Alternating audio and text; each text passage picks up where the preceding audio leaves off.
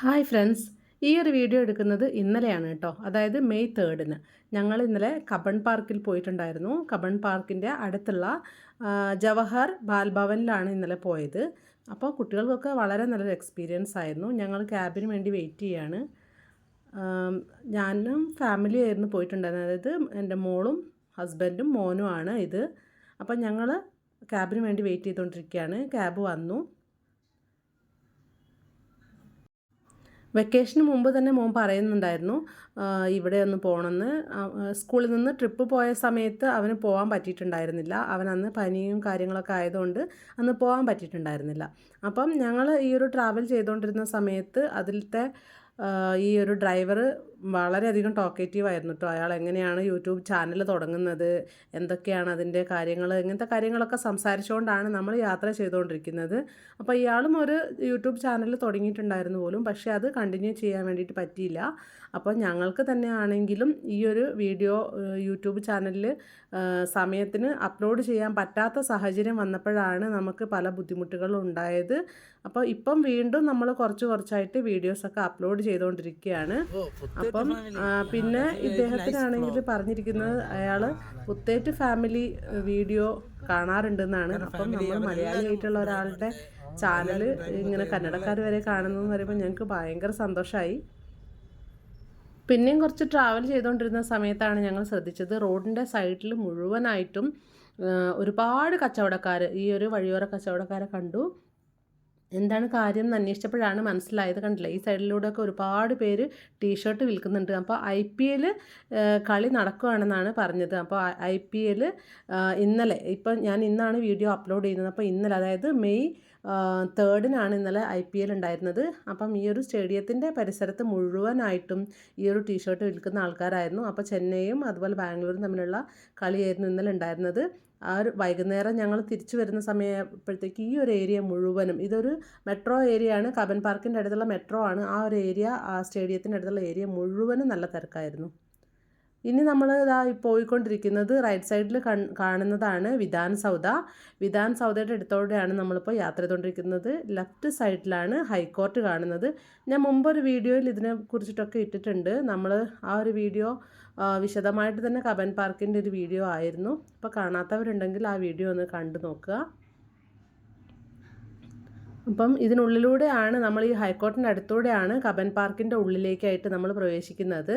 അപ്പം ഈ ഒരു വഴിയിലൂടെ ഇങ്ങനെ പോവാണ്. ഇത് കബൻ പാർക്കിൻ്റെ ഉള്ളിലെ സ്ഥലങ്ങളാണ്. അപ്പോൾ നിങ്ങളൊക്കെ ബാംഗ്ലൂർ വരികയാണെങ്കിൽ തീർച്ചയായിട്ടും എല്ലാവരും വിസിറ്റ് ചെയ്യുന്ന ഒരു സ്ഥലമാണ് കബൻ പാർക്ക്. ഒരുപാട് ഏരിയ ഉണ്ട്.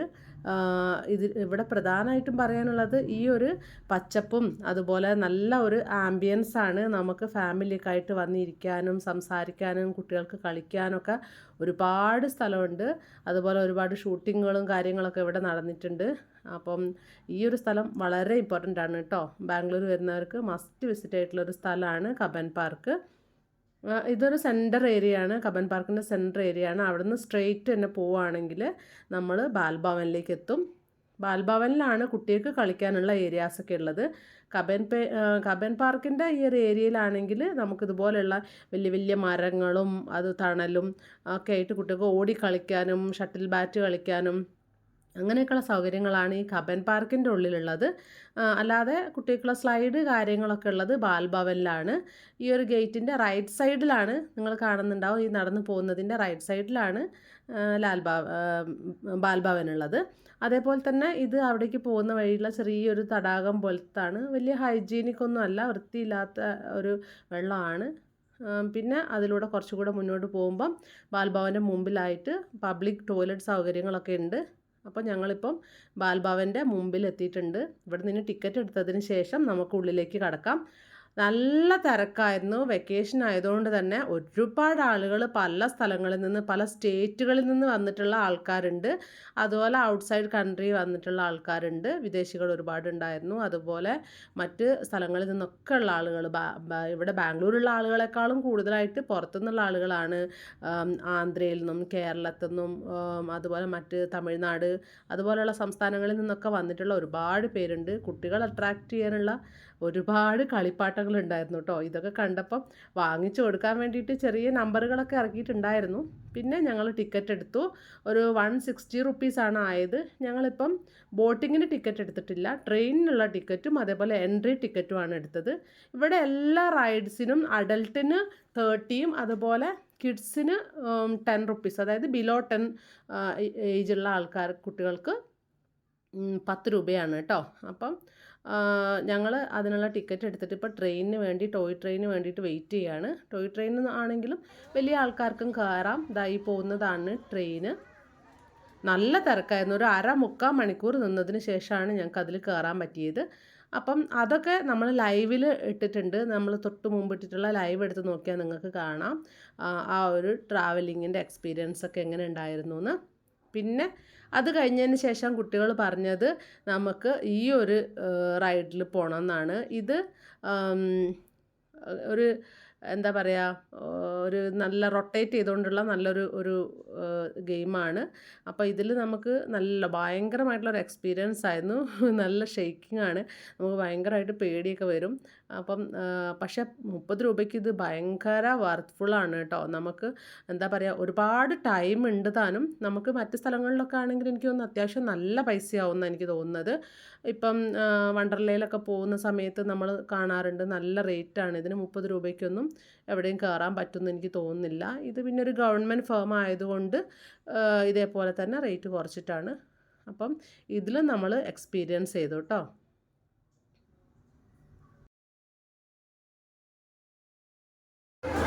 പോകാൻ പോവാണ്. അമ്മ വീഴൂല,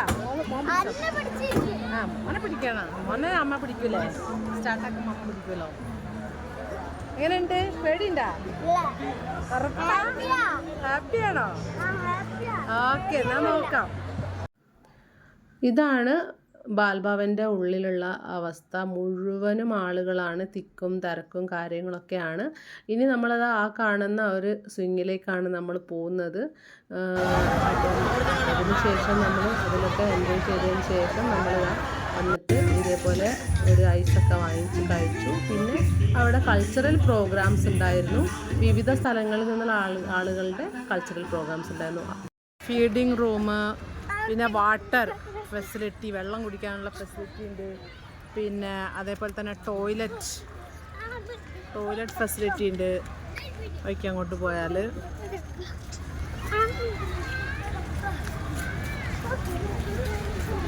പിന്നെ ഈ വഴിക്ക് ഇങ്ങോട്ട് പോയാൽ ബോട്ടിങ്. പിന്നെ അവിടെ ഒരു ഫുഡ് കഴിക്കാനുള്ള ഏരിയ ഉണ്ട്.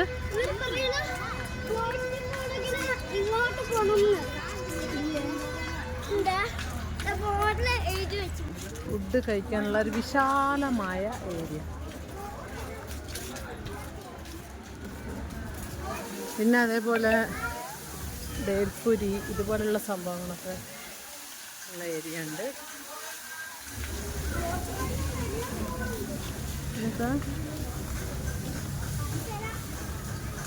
പിന്നെ ഇതിലങ്ങോട്ട് പോയാൽ ബോട്ടിങ്ങിൻ്റെ എൻട്രി ആണ് കേട്ടോ. ഈ പോകുന്ന വഴിയിലൂടെയാണ് തൂക്കുപാലം ഉണ്ട്. ഒരു ചെറിയ തൂക്കുപാലം, അതും നല്ല രസമാണ്. നമ്മൾ അതിലൂടെ പോകുമ്പോൾ ഇതേപോലെ കണ്ട കുറച്ചൊന്ന് ആടിയൊക്കെയാണ് പോവുക. അപ്പം തൊട്ടിപ്പുറത്തൂടെ റൈറ്റ് സൈഡിലൂടെ തൂക്കുപാലം അല്ലാത്തതും ഉണ്ട്.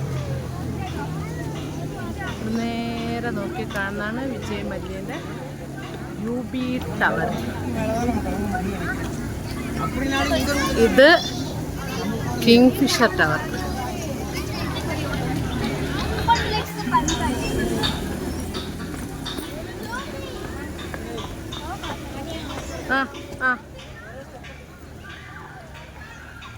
അച്ഛനും മക്കളും കൂടെ മുന്നിൽ പോവുകയാണ് കേട്ടോ.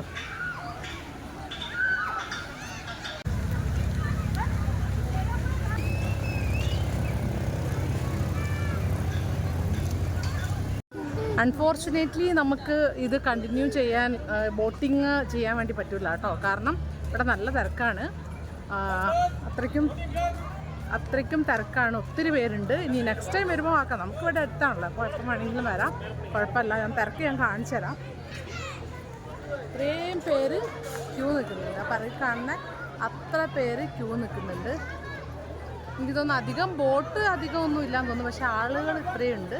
അത് കാരണം നമുക്കിപ്പോൾ ഇന്ന് ബോട്ടിങ് പറ്റുമെന്ന് തോന്നുന്നില്ല കേട്ടോ, അടുത്ത ദിവസമാക്കാം. അപ്പം എല്ലാ ആളുകളൊക്കെ കാലിയായിട്ടോ. ഇപ്പോൾ സമയം വന്നിട്ട് 6:39 ഞങ്ങൾ തിരിച്ചു പോവാണ്. അപ്പോൾ ഇന്നത്തെ കറക്കമൊക്കെ കഴിഞ്ഞു. ഇനി നേരെ വീട്ടിലേക്ക് പോവാണ്. ഒരു ബൈ പറയൂ. Bye bye bye. അതോ ബൈ പറയൂ. ബൈ. അപ്പോൾ അടുത്ത വീഡിയോയിൽ വീണ്ടും കാണാം. അതുവരെയ്ക്കും ബൈ. പോലീസായിരുന്നു. ആളുകളുടെ നല്ല തിക്കും തിരക്കും ഉണ്ടായിരുന്നു. റോഡിൻ്റെ അപ്പുറത്തെ സൈഡിൽ കാണുന്നതാണ് ചിന്നസ്വാമി സ്റ്റേഡിയം. അവിടെ IPL ക്രിക്കറ്റ് മാച്ച് നടക്കുന്നുണ്ട്. അപ്പം ബാംഗ്ലൂരും അതുപോലെ തന്നെ ചെന്നൈയുമായിട്ടുള്ള കളിയായിരുന്നു ഇന്നലെ ഉണ്ടായിരുന്നത്. അപ്പം വളരെയധികം തിരക്കായിരുന്നു. ഈ ഒരു സമയം ഞങ്ങൾ നേരെ മെട്രോയിലേക്ക് നടന്നതിന് ശേഷം മെട്രോയിൽ കയറിയിട്ടാണ് പോകുന്നത് കേട്ടോ. അല്ലാതെ വേറെ വണ്ടിയൊന്നും കിട്ടാനുള്ള ഫെസിലിറ്റീസ് ഉണ്ടായിരുന്നില്ല.